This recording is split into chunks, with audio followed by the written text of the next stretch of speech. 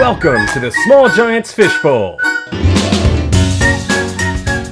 This topic is, so your culture is great, but does the talent pool know that?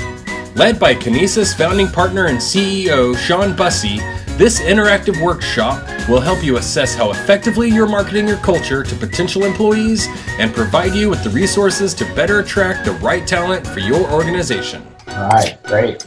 Well, thanks for coming, everybody. I'm really excited and passionate about this topic of talking about how to get great employees in the door and different strategies for doing that, and some of our experiences working with different clients across different industries to make that happen. We've got kind of a nice sized group here, so I think there's a good opportunity to have a bit of a discussion and also talk a little bit in terms of specifics that people would like to get out of today's conversation.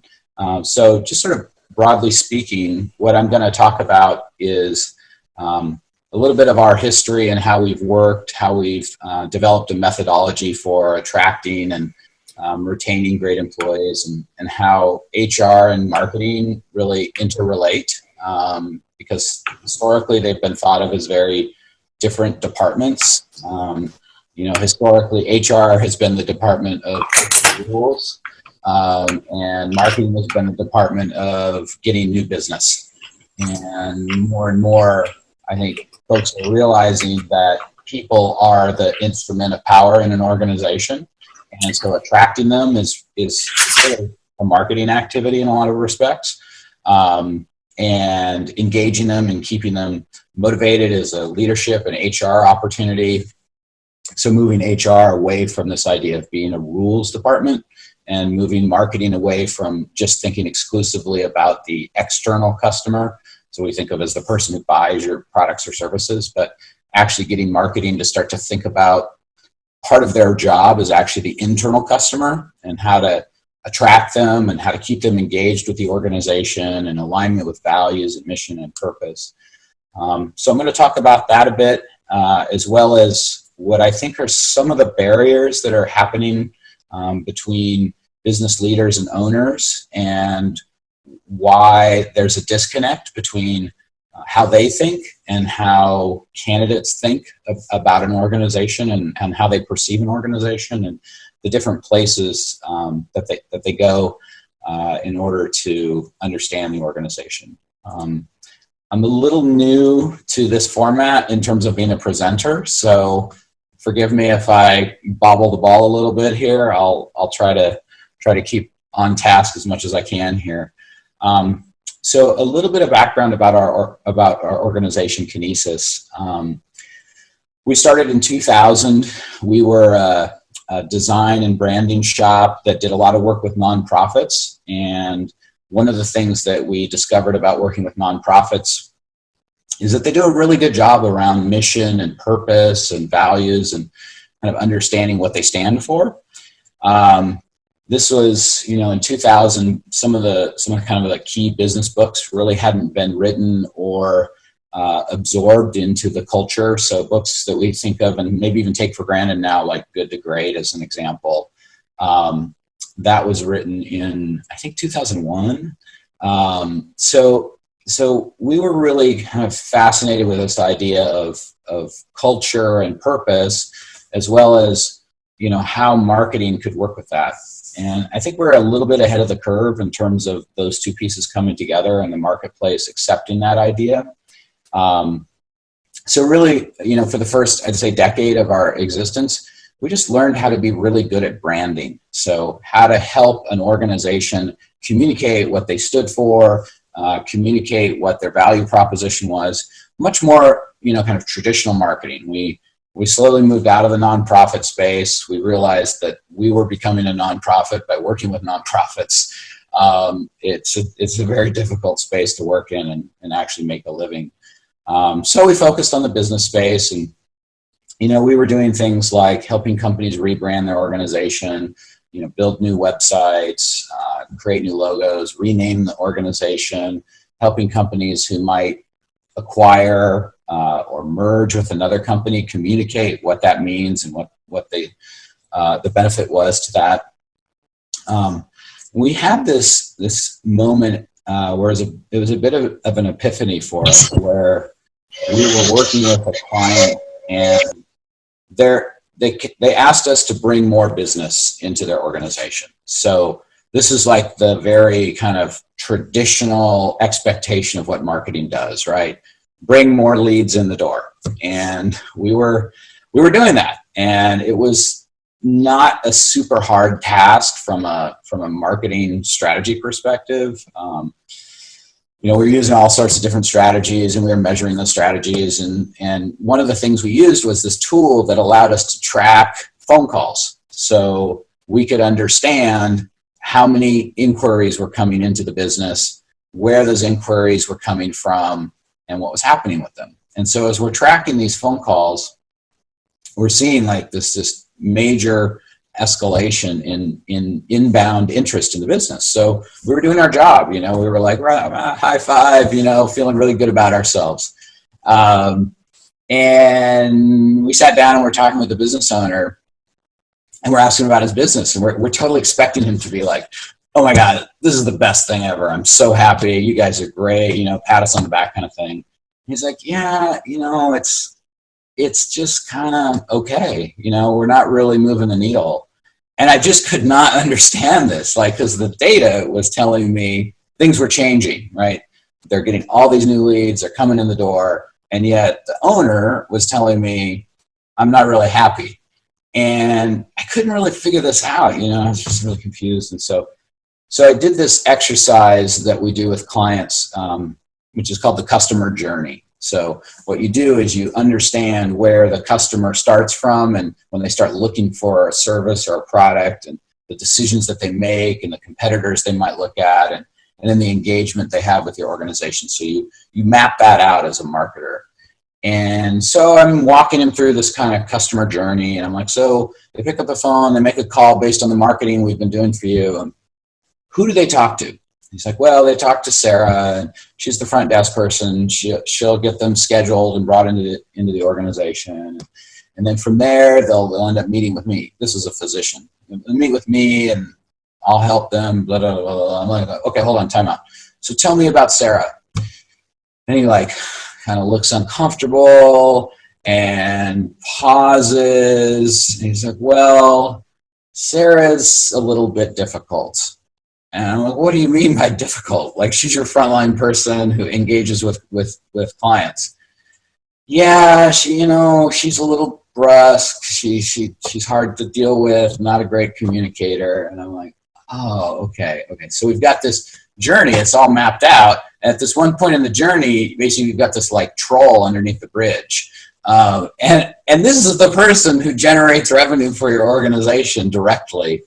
And so that was really the beginning of a journey for me, realizing that you could be an amazing marketer, you could have awesome strategies, and if the customer engages with employees that are marginal, or employees that are not engaged, or employees that are downright belligerent, all that great strategy and all that money you're spending on marketing is going to just totally fail you. Perfect. Old school. So we started building this new system at Kinesis, where we worked with clients, and we called it marketing from the inside out. And then the new system really acknowledged that you needed to start with the inside of the organization, and you needed to start with things like mission and purpose and values and what you stand for. And I've got this document I'll share with you guys that I think will help a little bit here. Let me see. Can you guys see that? It says Kinesis. Okay, great. So the marketing from the inside out methodology looks a little bit like this. And, at the center is your mission, your vision, your values, your purpose, what you stand for. And I think, given the audience that I have in front of me today, I probably don't need to harp on this concept, right? If you're part of this community, you believe in this idea, you probably are doing this pretty well, or at least well-intentioned, whether you've nailed it 100% or you're on the beginning of the journey, you believe this. And so I'm not going to spend a lot of time convincing you this is important, but this is the essence of who you are.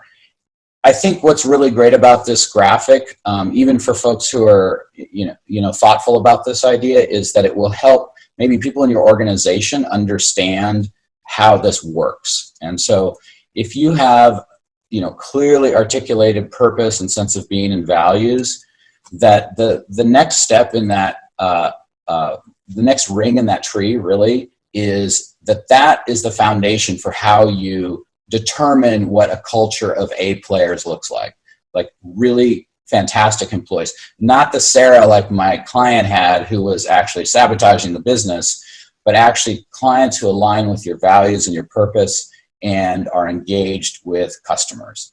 So you can't create a culture of A players unless you understand what your mission and purpose and values are, because you can do it intuitively and accidentally, but most of the time it's really hard to do this unless you really understand that first ring in the tree. So if you can create this culture of A players, then what they can do is they can provide remarkable delivery to your customers, right? So instead of Sarah, you've got, Brian or Susie who, is really committed to that customer experience. And so now you're not having to work so hard on marketing and these other things to bring customers into your organization. That person is actually a marketing tool for your organization. And this is the beginning of what I'm talking about, how HR and marketing should be like this instead of like, I'm over here and I'm over here and these are my silos. So if you can provide really great, remarkable delivery, then you get the magic. And the magic is this. The magic is the raving fan. The magic is that customer who says to other customers, this is one of the best businesses that I've ever worked with. The people who work there are committed. They really treat me with respect. They answer my needs. They're there for me. It's a true partnership. And the reason raving fans is so important is that, well, first of all, if you're in a business where you get word of mouth referrals, which is most service-based businesses, like this is the number one area that you can really influence how customers come into your organization. These are the best customers, right? Referral customers, they're already warmed up. They're generally not looking at lots of different folks, in terms of their options. You have credibility. You're able to sell them much easier. They tend to share the values that your best customers have. So you don't have to work so hard at keeping them, as an example. So you have lower client turnover. So all these really great things happen when you have a culture of raving fans out there. And so for us as marketers and as business consultants and strategists, to me, this is really what a brand is about. That it's what it stands for, who it hires, how it delivers, and the community it creates, and how that community talks about that organization. And so a lot of people use the word brand. It's really I think a challenging word in that when you say the word brand, a lot of people go, oh, that's a logo, or they think, oh, that's our corporate colors and brand standards guide. No, I really think brand is about that emotional connection between your organization and your customers. And when I say customers, I mean both your internal customers, who are your employees, and your external customers, who are your clients and buy from you. I would even argue there's a third group in there, which are I hate the word vendor, like your partners that help you grow your business that happen to not be W-2 wages, right? Those people are also really important in how they talk about you and how they're committed to your organization. So I'm going to stop sharing that for just a second. And I'll send that piece out. This is us. Like, this is our secret sauce. This marketing from the inside out thing is something we've spent literally 17 years figuring out. And I know it seems like, oh, it's 5 rings and no problem. But the ability to articulate it and the importance of each of those layers is really the magic, and where you can take this back to people in your organization and help them understand how these all relate to one another.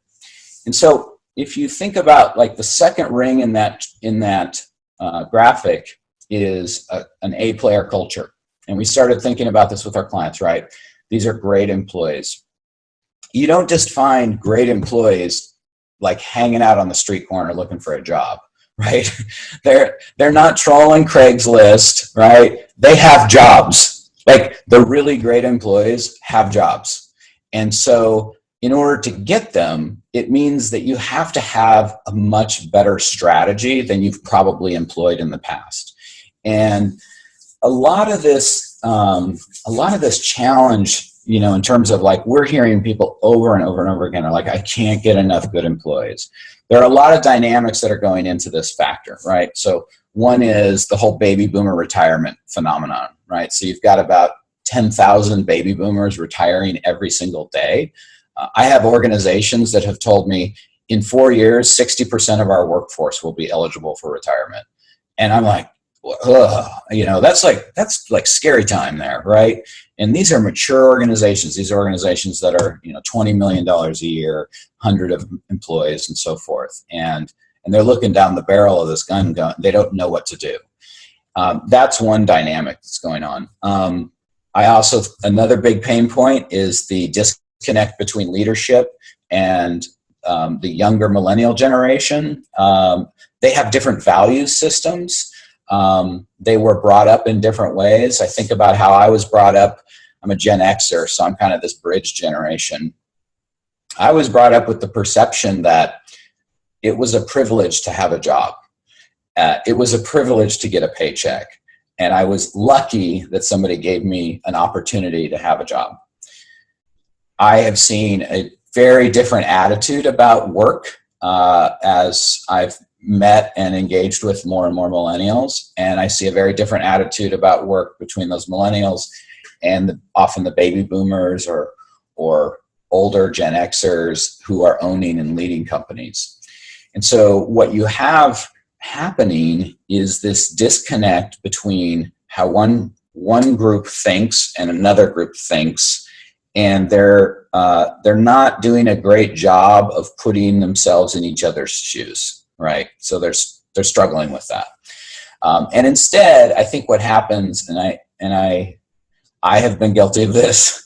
I think what happens is we create a parody of a generation. So we say, oh, those millennials, they don't have a good work ethic. They are all focused about themselves. They want to change the world, and they don't know what they don't know, right? And what's so funny about this going on is I remember when I was coming out of college, like the same thing happened to my generation, right? Like we were told, oh, those Gen Xers, they're slackers, they're not hard workers, you know, they don't know what's going on, you know. And so it's just this like repeat pattern of behavior that I'm sure every generation does to the upcoming generation. And, you know, I remember when that was being said, I'm like, what do you mean? I don't understand. I worked my ass off, you know, I'm trying to contribute. I'm trying to be a valuable member of society. And it's so funny. Now I'm in this position, kind of this bridge position, and I have baby boomers tell me like, where do we find more Gen Xers? They have such great work ethic. And it's just like, wait a minute, you thought we were the slackers, you know? So I think it's really important to get beyond the hype, you know, and to get beyond the headlines in the business articles about, well, millennials are this way, but instead to start to think about what are the things that are different, you know, and there are things that are different. And one of the things that I've noticed that's very different is like how we behave today in terms of how we get our information and how we make decisions. And so thinking about this from a recruiting standpoint, you've got a goal of attracting and retaining these really great employees, right? And thinking about this not through the lens of HR and traditional HR strategies of, you know, putting out a job description with a list of requirements. I'm guessing a lot of you have probably solved some of this problem, right? Where you've actually gone in and said, hey, we need a more compelling job description, right? We need a job description that aligns with our purpose and our values. And I'm guessing some of you have done that. Just kind of out of curiosity, could I just see a show of hands? How many of you have job descriptions that start with values and purpose versus, great. And I've got a bunch of people who I can't see, so thank you for the video chatters. Yeah, so So with a lot of our clients, they come in the door, they don't have that, right? They don't really get that idea of like the center of the ring. And so we carry them through that idea. And so I'm going to assume that a lot of you have solved some of those problems. And if you haven't, we've got some job descriptions right now on the Kinesis website you can go take a look at in our Career Center that illustrates how this works.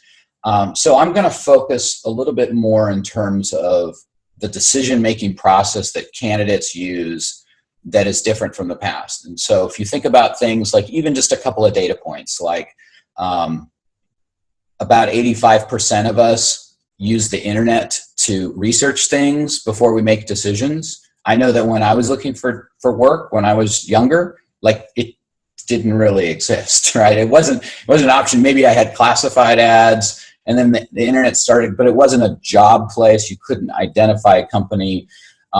If you think about the opportunity to discover what a company is all about today, it's ridiculous in terms of transparency, right? So you've got things like not only the corporate website, which often is kind of a smokescreen, but you have things like social media where you have employees talking about the companies they work for.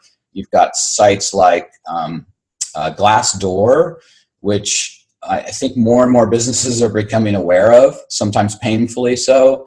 So if you don't know what Glassdoor is, it's a anonymous sharing site, kind of a Yelp for employers. So people go on there and they talk about what it's like to work at an organization. They talk about what it's like to go through the application process. They share compensation. So stuff that at one time was super taboo and not part of the conversation is now becoming easily available. And so with that level of transparency, I think about this as somebody who thinks about communication and brand. It's like, how do we get involved in those conversations, and how do we participate in those conversations? So part of what we've been doing as an organization is mapping out the customer journey, right? Mapping out the journey of the employee and where they're touching all these different places, and participating in those conversations. So participating in the conversations on Glassdoor, getting our employees engaged in conversations about our community on Facebook and other social media venues. That's been a big deal. I think and I'm going to talk more about this at the summit too, in terms of how to go to these different places and the specific tactics you can use. But essentially, what we're doing with our clients is getting them to shift their mind from HR into marketing, into how to get great employees. And what's really cool about marketing is that Sean? Yeah. Hey, I know you said you want to save it a lot for the summit, but I know people are really excited about specific tips and tricks. So whenever you can include those, I think audience would really appreciate it. Sure. Yeah. Awesome. I'm also trying to be cognizant of time. Sure. The talk that I give typically on the candidate's journey and how to map that out is about an hour and a half. So I can kind of only touch on a little bit of that today. However, we can do some Q&A around that. If people have specific questions they want to ask about that, I can probably help with that a little bit. The main idea I want to get here in just a second is not only mapping out the journey, but also looking at that journey through the lens of somebody that's different than yourself, right? So we have a very diverse group here on the phone today, or on the computer today. I don't know, I'm dating myself. So all of us have a different set of perceptions. And one of the things I want to share with you guys is this. I'm going to show a couple of things here from my thing. So there's this concept that I've been playing around with for a while, which is this idea that our customers, meaning our employees, their expectation of design and brand and how we position ourselves and present ourselves is a hyper aware state, meaning that in the past, we would look at things like, what's our compensation and what are the activities I have to do in the job? The culture as a whole, whether that's young people or older people, but especially the younger employees, like design and visual brand is a massive part of how they make decisions. I mean, think about this. There's an app called Tinder that is entirely based on visual impression about whether I'm going to date somebody, right? Oh, you don't look right to me, you're out of here. You don't look right to me, you're out of here. You don't look right to me, you're out of here. Oh, you look good, you're in. I've not done this thing, thankfully, but that's like part of the conversation today. And so I love cell phones as a metaphor for this, and how what was once seen as cool and acceptable is now seen as out of touch and dorky. So you look at this early Nokia phone. At one time, that thing was high tech and advanced and to be admired. The BlackBerry is a great example where it was a phone at one time that was the apex of technology and cultural sophistication, I guess you could say. It was everywhere. I'm watching this TV show, The Good Wife, and it's like that phone in the early seasons is everywhere. And today, it's nowhere because it's been replaced by the iPhone. And then the iPhone itself has been replaced by more advanced iPhone. And so in a very short period of time, what's happened effectively is we've come with this much higher and higher and higher expectation as consumers as to experience and visual design. There's a slide I like to show. Let me see if I can switch this over here. It's this one. So if you think about like culturally, what's been shifting in our society, think like the 1700s or the 1800s, we didn't have mass production of design. Good design and beauty, these are things that were the province of really rich people, think royalty and so forth. And the rest of us just kind of had to get by. But in the 1900s, the 1950s especially, with the advent of mass production and mass design, what happens is that our expectation of what design could be started to go up, right? So just like the cell phone, right? Now we expect cell phones to be amazing and so forth. We expect that in everywhere in life. If you walk into a Target, for example, you can buy amazing designed products for nothing. IKEA is built entirely on this whole idea, right?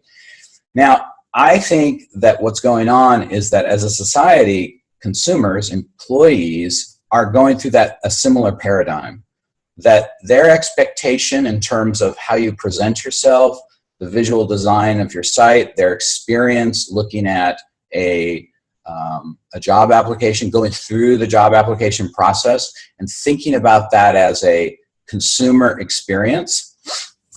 The opportunity here is to take that and to think like Apple and to stop thinking like BlackBerry. I mean, if you think about what happened with BlackBerry in terms of at their apex in 2003, their stock price was worth $230 billion. Yeah. No, sorry, stock price is $230 a share. They were making $20 billion a year. They're making $6 a share now at $2 billion a year. Like, they're an irrelevant organization. Whereas when Apple came along and they said, we're going to totally rethink how the cell phone works, everybody kind of laughed at that idea. The vast majority of the establishment, the status quo, was like, what? It's all about the BlackBerry. It has a keypad. And what happened is they just caught flat-footed. I think that that's what's going on today in the hiring environment in terms of really great businesses are getting ahead of this. Really great businesses are behaving like Apple behaved during the BlackBerry era. And they're saying, we're going to do things totally differently. We're going to build really great websites that attract employees. We're going to have compelling job descriptions. We're going to have videos that talk about what the culture is here. We're going to interview employees and have them talk about firsthand what the experience is like. We're going to have employees. We're going to encourage our employees to talk about our organization on Facebook and Glassdoor and so forth.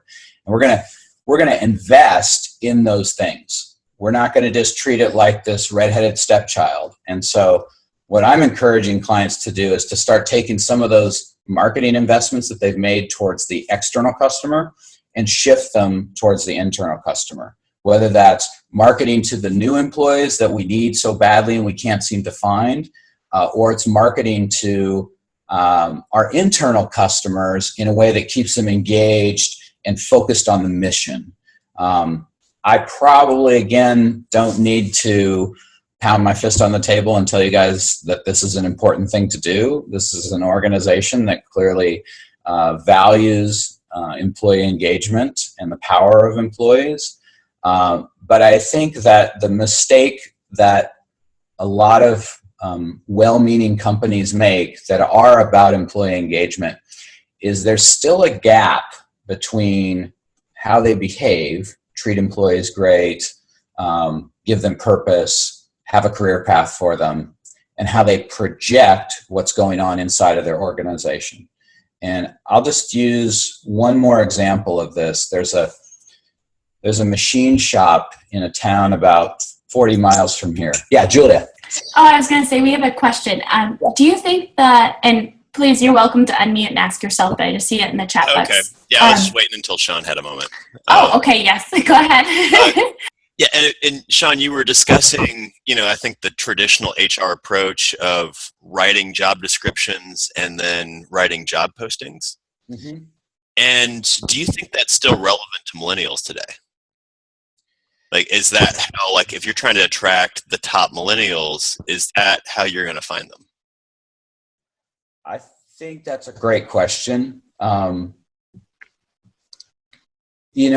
So I think it's so much like marketing, right? So the traditional marketing strategy for getting employees, right? It was just as you described: job posting, job description, put it on Indeed or Monster or Craigslist or whatever, and just wait and see what happens. To me, the equivalent of that is like direct mail. Like, right. Like direct mail used to be huge. It was such a great thing. And then we all got, tired of it and realized it was annoying and interrupted us, and we threw it in the recycle bin, and the efficacy of it just plummets. I think that in many ways job boards are like that. We did an analysis of like where our best employees have come from. It's always from the network. Like exactly. Yeah. So I think people spend a lot of energy and time on the Monsters and Indeeds and so forth, and they're maybe not spending energy and time or developing a good strategy for that. So, that's a big part of what we do with our clients and with our employees. Even it's like, okay, we're gonna do a posting. We need somebody. Here's the strategy, and we lay it out for them. There's a lot of easy stuff you can do. You're like, hey, employees, will you post this job opening on your Facebook page? Just ask, right? Like, it's super cheap because great employees are going to generally have a group of friends and connections that share their values, right? Your odds of that are way higher than like throwing this job description on Monster and hoping you get somebody that shares their values. Have you, Ty, had any experience, kind of shifting your strategy? So 100% of our employees have come through basically word of mouth, second degree, third degree connections. And I've never gone through that process. And in part just because, the community that we hire from is relatively small. And, we're also, since we're fully digital, then we have to be a very high trust community. And so just accepting anybody who comes off the street isn't going to fly. And so we wind up going, for one individual, we wound up going 3 circles deep on like being able to find this person who was unhappy at her current job. and then found out it was a deliriously happy connection. But it was being able to reach into other organizations where people are unhappy, and you only find that out through close personal connections who stay in touch with each other, and almost as more of an informal word that gets put out. And we haven't done, and I think the marketing that you're talking there and the sophistication, we haven't done that. And I'm wondering how you, I guess, take advantage of because millennials are highly relational, and wondering how you take advantage of that. I mean, they're the ones that generated, Facebook, Twitter, and so, basically supercharging relationship recruiting. Yeah, the best example I can give you, and there's a case study on our website for a company called Meyer. If you go to the Kinesis site and go under our work and case studies, there's an entire case study about this. And they, because we've been working with them for a long time, 4 or 5 years now, we've had a chance to experience this complete arc of going after candidates. They're in the mechanical HVAC space, which is super competitive for talent because we just don't have folks coming out of high school having had a shop class, because we got rid of all those programs. And so there's this massive shortage both in the manufacturing space, but also in any industry where you're working with your hands. We made the mistake for decades now of telling people that you weren't worthy if you didn't go to college. And we destroyed a number of we just destroyed the institutions that gave purpose and direction to many people who weren't really set to go to college. And so what's happening is that you just don't have enough people. And so the Meyer case study, you can go through it in detail, but I would say that in a nutshell, the things that we did for them were, we spent a ton of time on their career center, building out an entire career center. What's it like to work at Meyer? What's your purpose? What's it like to live in Portland? Because we have a recruiting strategy for going out of market to get folks to move here. And then from an internal perspective, really focusing on the employees and the value that they provide to the organization. And most of the money Meyer spends with us, quite candidly, is money towards empowering and elevating the employee base. So building customer. See, I always say customer because I think of employees as a customer. So thinking of employee recognition programs that we've developed. We had this whole hard hat award program that was really successful. And so what happens is you start to show employees that you value them and that you want to bring in others like them that work alongside them. They start to become an active participant. And so Meyer went from, they had 50% turnover on an annual basis. I mean, it was brutal, to single digits. Now they're down to 4 or 5% turnover. But most significantly, they had to do the job board thing you were talking about, Ty, where, they would just get all these crappy resumes. They would get all the employees who didn't have jobs, who were, cruising the job boards, and they don't want those people, right? So now what happens is they're getting unsolicited resumes just on a regular basis because the community is talking about them. The employees are talking about what it's like to work there and sharing that with their friends and their friends who might work at other mechanical HVAC companies. Anybody else have a question or a thought on sort of that line of thinking?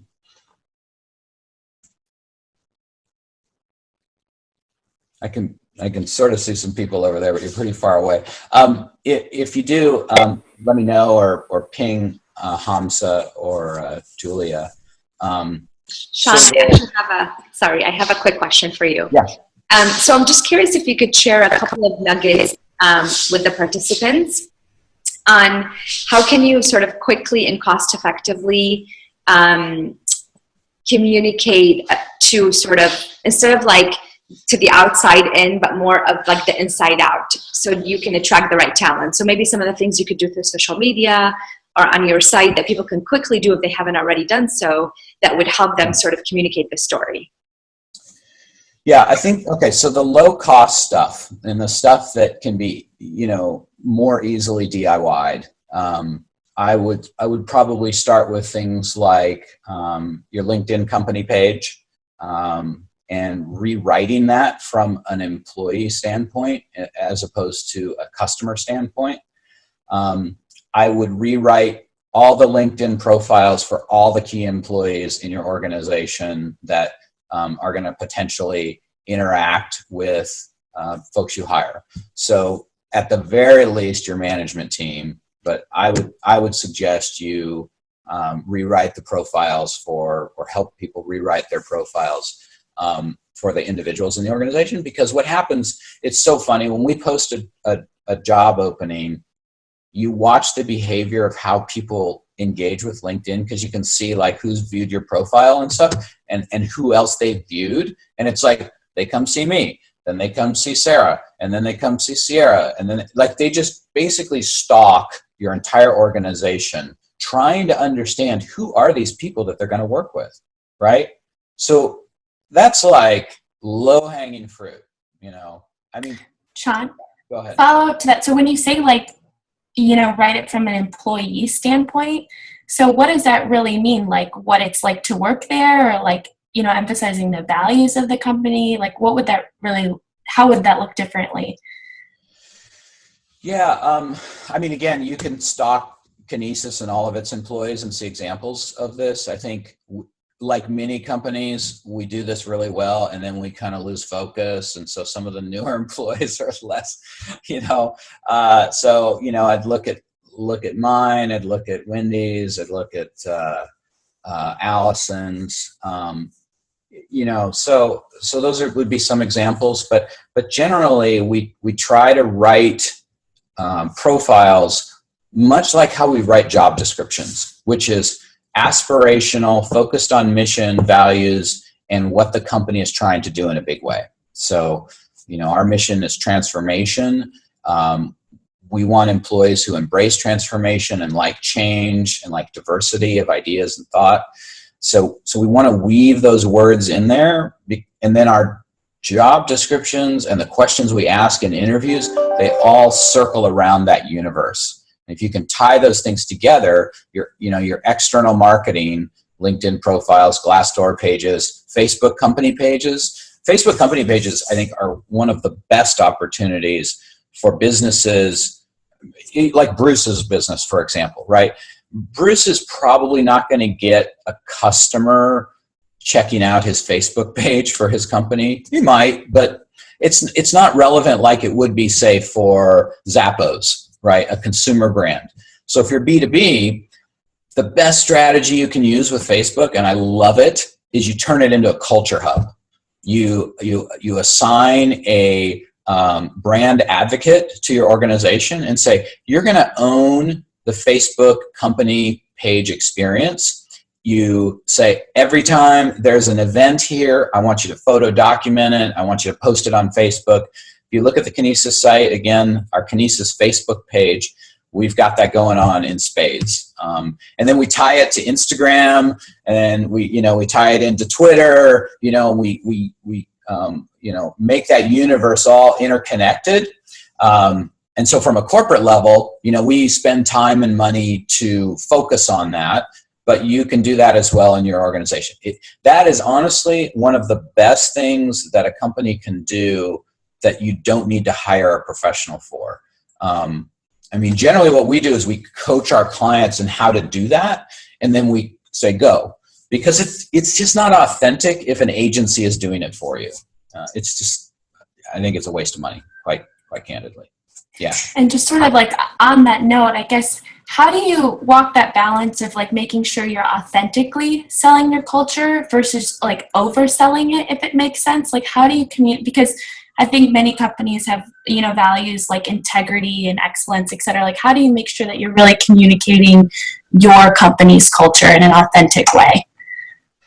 So I tend to offend people when I answer this question, because those two words you used are also the values that Enron had. And so, like, it's not to say that a lot of companies don't have a culture of integrity. It is to say that a lot of companies, I don't think, do the work well to identify what their values truly are. So the first step is you've got to understand how to do values and mission correctly, and then to articulate that in a way that's meaningful and authentic. This has been like my life's work at Kinesis, where we help clients get away from cliches and things that sound good and move them towards things that are true to their organization. You know, I use the Enron example all the time because Enron had a set of values. Their values were profit at all cost.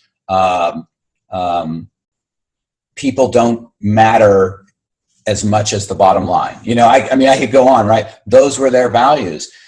They picked values that sounded good, that were marketing fluff. This is why people hate marketing, right? Because it's inauthentic, because it lies to them. So the first step is you got to understand that, are these really our values?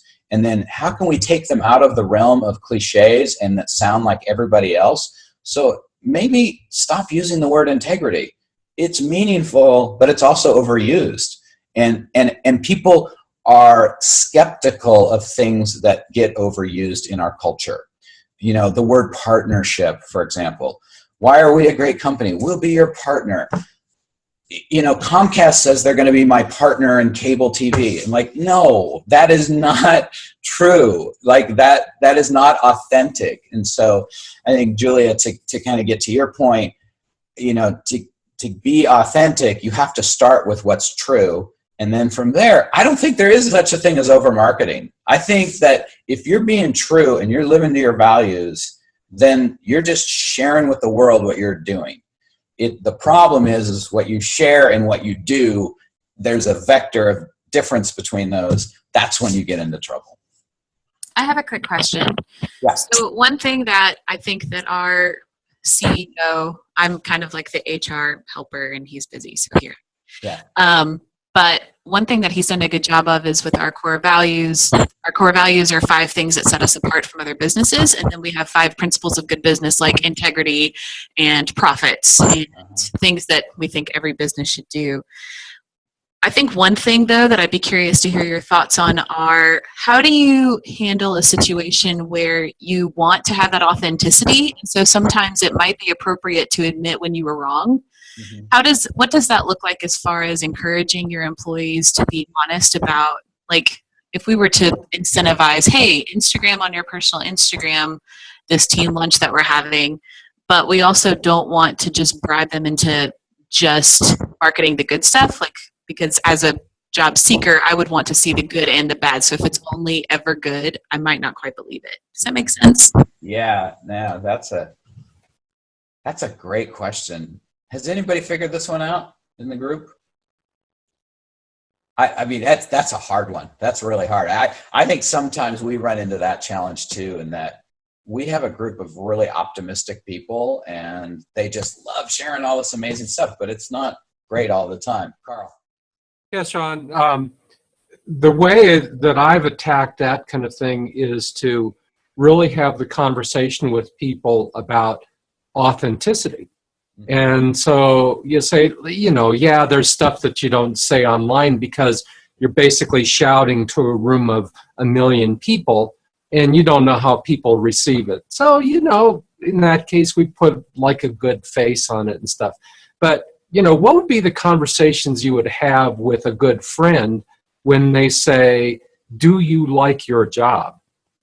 And you tell them a story and it's like, yeah, you know, because in that context, it makes sense to, you know, be a little bit more honest, especially if they're looking to join you. Then you'd say, well, watch out for this, watch out for that. But other than that, you know, it's like a great place to work. And here's why. Yeah. And so if, you know, that's what I would do is you talk to people about these different contexts and say that, you know, if our job is marketing the company to future employees, absolutely right. They want to hear the good stuff and the bad stuff. But you know, in the same way that you don't air your personal dirty laundry. There's a reason why everybody's personal Facebook page only talks about celebrations and good news, you know, right? Yeah. We don't want to be Debbie Downer to all our friends, you know, but the one-on-one conversations, that's where, you know, a little bit more honesty happens. Yeah. I think one of the challenges, Anna, is the forum. You know, a forum like Instagram, it's really hard to tell a story in a deep way. A forum like Glassdoor, actually, you can tell a pretty deep story there. And I was really impressed. We asked our employees when they've gone through the hiring process afterwards to give feedback through Glassdoor. It's voluntary. We don't pay them to do it. But the incentive we say is like, look, we want to attract more people like you. And so the more honest you are there and authentic there and sharing. And I like what they say there. You know, it's not all bubblegum and candy, right? It's a great place to work, very hard hiring process. This place isn't for people who, you know, expect to do the same thing every day. You know, so that's a great example of like, some would perceive that as a negative, right, Anna? It's like, some would say, well, I kind of want to know what my job is and do it, you know? Whereas if that's what you want, you do not want to work for us. Like, but if you like, today is totally different than tomorrow, will be different than the next day and different than the next day. If you thrive on that, you'll be great. You'll be great at Kinesis. We've got like 7 minutes left, so I thought, you know, we could leave this open for a little more dialogue and conversation if that's what folks would get the most value from, or I could also certainly share a couple of other strategies that we've used.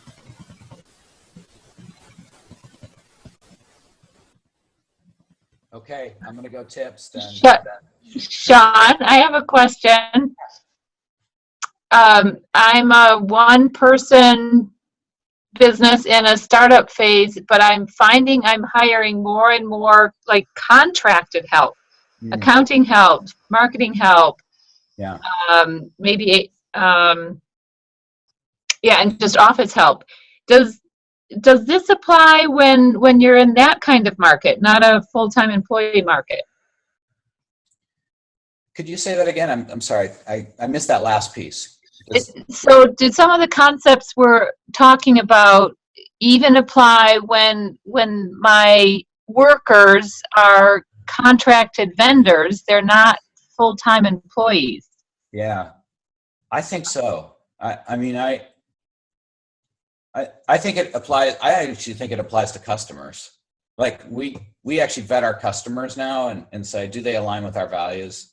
If they don't align reasonably well, we need to pass on them. And so the reason we do that is that our focus is on retention and long-term customer relationships. And if you're out of alignment with your values, those customers are going to go away quickly. So I think with regards to partners and vendors, if you see these folks as being somebody that you could work with for years, you know, we work with an outsourced bookkeeping service. We've used her for 6 years now. We work with an outsourced IT company. We've used him for 5 years. And I believe that it's because they align with our values. You know, they share what we care about. Okay. Yeah. And they might also be going to Facebook pages or Sure. Yep. LinkedIn. Thank you.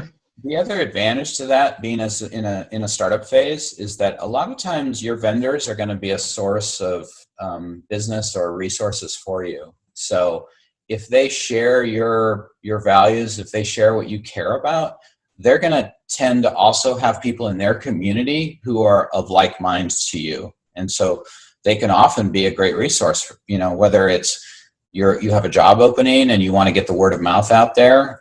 They're a great resource for that. I've had several vendors send me candidates. I actually had one partner suggest her husband come work for us, which is a little like, whoa, that's a high level of trust, right? Wow. Yeah. Yeah. Okay. Thank you. That's great. Great question. So I'd say we're coming up to a close here. I think we have time for about one more question if anybody has one.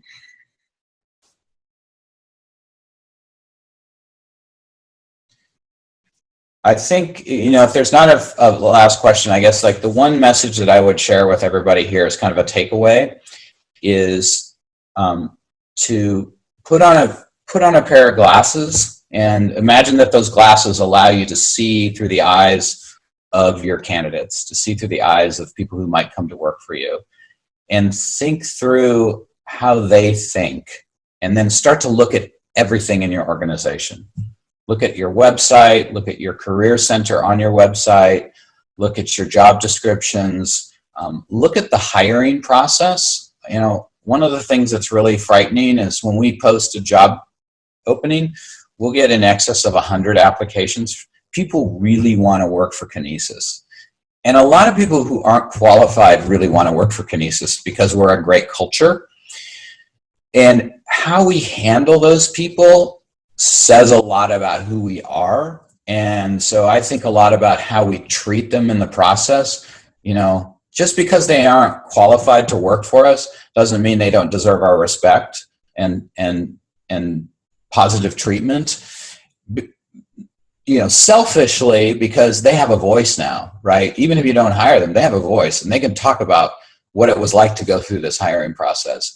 But less selfishly, it's the right thing to do, right? And if we want to be great companies that are admired and places that are making a difference in the world, I think thinking through how we recruit and how we treat people in that process is, a real opportunity to elevate our game and kind of leapfrog everybody else. Sean, I had one comment about that. Yeah. I've seen a lot of companies really, especially traditional HR types, have really struggled to say, what does it look like from the employee's point of view? Because they're thinking in the old model of, okay, here's the steps that a candidate goes through. The steps as we've laid out for them. They call this, they fill in that, blah, blah, blah. And, I found it incredibly insightful when I was scoping out a potential client, and I went and I did a thorough review of Glassdoor and all of the rest of the social media around this, and I found exactly where the key concern areas were with the company. Now, that's a different purpose than if I was wanting to become an employee. But, I would encourage somebody, if you're interested in doing this, go act like a job applicant for another company. Yeah. And just go through the process. You say, okay, I lost my job today. Now I've got to go find a new job. What are the steps that I go through? It's much, much different than going through the steps of filling out and submitting resume and blah, blah, blah. Yeah. And if we have more time, I'd show you that map. Maybe I can bring it to the summit or do another fishbowl on that. So fabulous. Yeah, I love that approach. Okay, well that's it for this one. Check out more fishbowls exclusively for the Small Giants community at smallgiants.org.